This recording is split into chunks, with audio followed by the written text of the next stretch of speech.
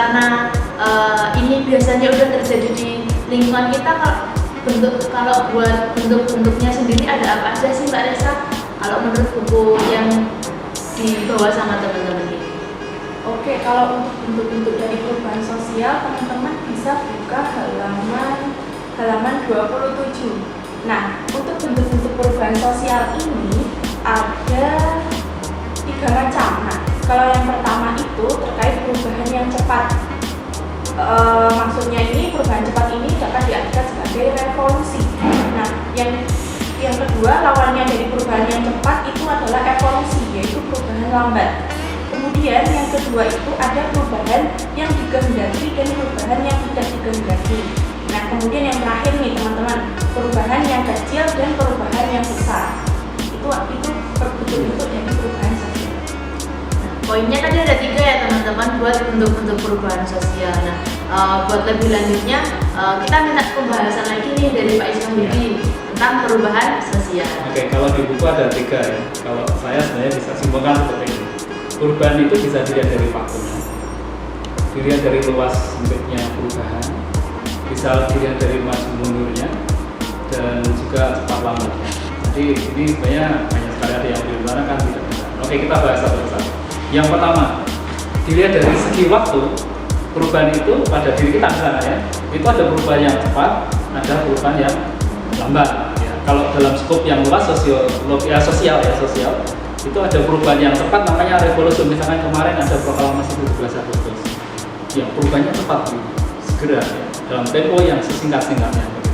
Sedangkan ada yang sifatnya evolusi. Kalau mungkin Anda pernah mendengar teorinya Darwin, itu ada perubahan tentang struktur anatomi tubuh manusia dan sebagainya, dari manusia berubah. Nah itu evolusi. Kalau dalam sosial bagaimana?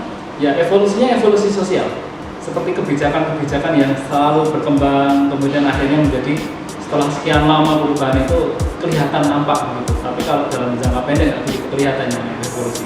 Tapi kalau revolusi itu jangka pendek sangat bisa dideteksi, bisa diketahui.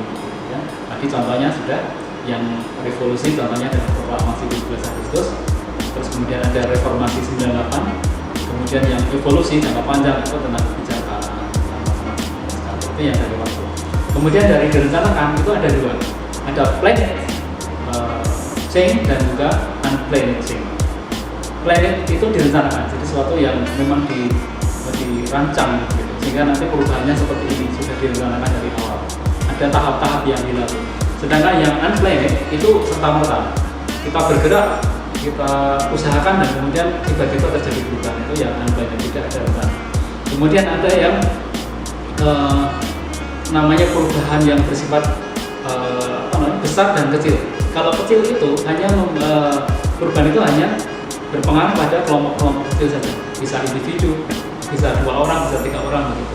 Tapi kalau yang perubahan yang besar itu yang skalanya luas, diikuti banyak orang. Contoh begini, model pakaian biasanya itu dikenalkan oleh teman kita, betul ya. Kemudian kita mengikuti model itu, model ya. Itu pertama dianggap kecil karena itu tidak merubah struktur, itu yang pertama, tidak merubah struktur. Yang kedua itu hanya diikuti oleh kalangan tertentu saja. Tapi kalau kita lihat perubahan yang besar, misalkan tentang dasar negara misalkan negara kita kan pakai dasar negara adalah Undang-Undang Dasar 1945. Sebelumnya belum pakai itu. Itu perubahan besar sekali, sehingga akhirnya kita merdeka. Itu contoh besar dan kecil. Oke, tadi. Kemudian ada perubahan itu yang mengalami kemajuan maupun kemunduran. Oke. Kalau kemajuan misalkan apa? Ya kita lihat perkembangan pembangunan di Indonesia ini termasuk progresif ya. Progresif artinya kemajuan berjalan semakin bagus secara fisiknya, begitu masyarakatnya semakin maju pola pikirnya. Tapi ada mungkin regres juga.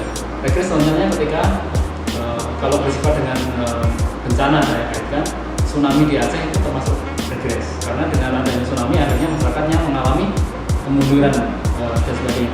Sekarang ini juga kalau kita lihat dengan adanya COVID ini ternyata regres. Banyak sekali perusahaan yang mengalami gulung tikar, kemudian terjadi PHK. Itu maka terjadi yang namanya regres. Oke. Regres juga bisa dibuat ilustrasi yang sederhana sebenarnya kaitannya dengan teknologi. Teknologi itu ada yang manual, ada yang online gitu ya. Kalau kita pernah online kemudian maunya yang manual ya berarti itu sebenarnya suatu regres. Kemudian ada apa? Konstruktif dan destruktif gitu ya. Konstruktif itu yang membangun, destruktif yang merusak. Apakah ada perubahan yang konstruktif? Ada. Apakah ada yang destruktif? Ada. Ya, contohnya apa kalau konstruktif? Kita lihat kalau konstruktif misalkan Anda punya gagasan yang membangun, kemudian bisa bekerja sama dengan teman-teman yang lain untuk membuat suatu perubahan yang baik, itu namanya perubahan yang konstruktif. Sederhananya begitu. Destruktif ya bagaimana? Yang ketika ada suatu perubahan yang baik, Anda menolak, masyarakat menolak, ya, terjadi aksi yang menolak, itu bersifat destruktif. Kemudian ada yang dikehendaki dan tidak dikehendaki. Ada yang extended change dan intended change. Perubahan yang dikehendaki itu berkaitan dengan hal yang baik, perubahan yang baik. Sedangkan yang extended atau tidak dikehendaki itu yang negatif, yang tidak baik, perubahan-perubahan yang buruk. Seperti terjadinya wabah ini atau yang extended ya, kita tidak bisa berbuat apa-apa, tidak bisa menduga, tidak bisa, ya kita hanya bisa berusaha saja karena itu datangnya dari alam. Itu Mbak. Itu tadi ya teman-teman, kalau di buku tadi ada 3, tapi kalau yang menurut penjelasan Pak Iswahidi tadi kita bisa cari yang lebih banyak tentang bentuk perubahan sosial gitu. Terus teman-teman juga bisa nih ngaitin fenomena perubahan sosial yang ada di sekitar teman-teman, termasuk ke bentuk yang mana sih yang emang udah terjadi di lingkungan sekitar teman-teman itu. Teman-teman, tadi kan faktor penyebab itu yang termasuk faktor yang pendorong, yang dari dalam dan dari luar. Nah, ini kita lanjut ke faktor penghambat. Nah, faktor penghambat ini menurut Surjono Sukanto ada 8 tadi ya. Yang pertama ada kurangnya hubungan dengan masyarakat lain. Kemudian yang kedua, perkembangan ilmu pengetahuan yang terlambat. Kemudian yang ketiga, sikap masyarakat tradisional. Yang keempat, adanya kepentingan-kepentingan yang telah tertanam dengan kuat atau vested interest. Kemudian yang kelima, adanya rasa takut akan terjadinya kegoyangan pada integrasi kebudayaan. Nah, untuk yang keenam, adanya prasangka terhadap hal-hal baru atau asing atau sikap yang terburuk. Kemudian yang keenam, adanya hambatan-hambatan yang bersifat ideologis. Kemudian yang terakhir, adat atau kebiasaan yang cenderung suka untuk itu, Pak. Nah itu tadi ya, ada beberapa juga buat faktor penghambatnya. Mungkin ini biar lebih jelas juga bisa nih Pak dirinciin lagi buat teman-teman, biar teman-temannya bisa lebih paham. Iya, jadi kalau pendorong itu otomatis yang bersifat baik gitu ya. Kemudian yang menghambat otomatis hal yang bersifat kurang baik. Baik itu disengaja maupun tidak disengaja, ya, sebenarnya begitu. Kita lihat misalkan masyarakat ingin mengalami kemajuan, otomatis pendidikannya harus maju, setuju ya? Ya. Sehingga akhirnya ketika pendidikannya tidak menjadi prioritas ataupun masyarakat itu tidak memiliki fasilitas pendidikan yang baik, otomatis itu menghambat. Contohnya adalah ketika di desa ya, tidak ada sekolahan, itu juga bermasalah. Gedungnya tidak memenuhi syarat, itu juga suatu penghambat.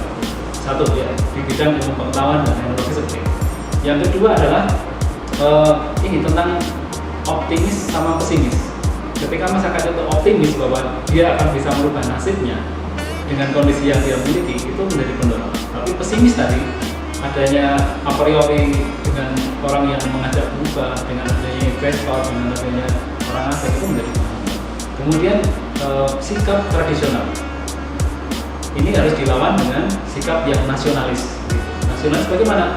Nasionalis dan suka cinta dengan bangsa dan tanah air, dan juga kita berhubungan dengan masyarakat di luar sana untuk berkembang bersama.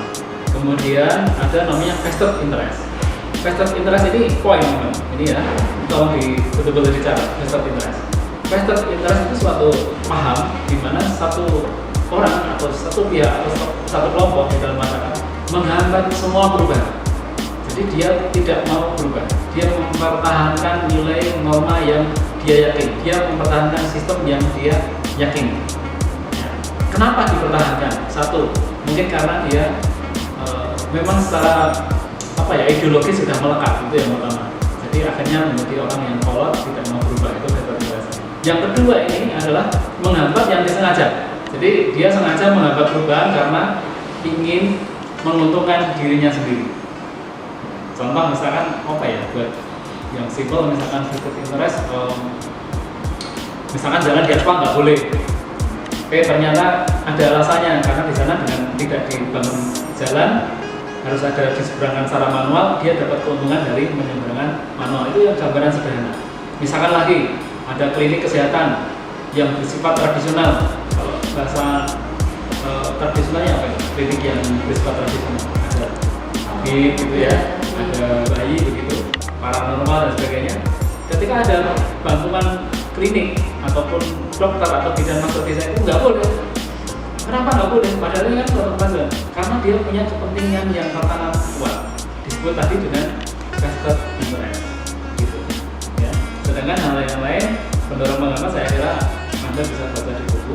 Tapi tadi poin utamanya adalah tentang vested interest, yaitu adanya pihak yang baik itu apa namanya sengaja maupun tidak itu menghambat. Gitu. Itu tadi ya teman-teman buat faktor penghambatnya. Jadi di sini harapannya teman-teman juga bisa nih jadi agen perubahan. Jadi nanti teman-teman mengurangi, kalau misal teman-teman tahu di situ ada vested interestnya, teman-teman harus basmi itu semua. Jadi kita bisa istilahnya mendukung adanya perubahan sosial yang sifatnya positif seperti itu.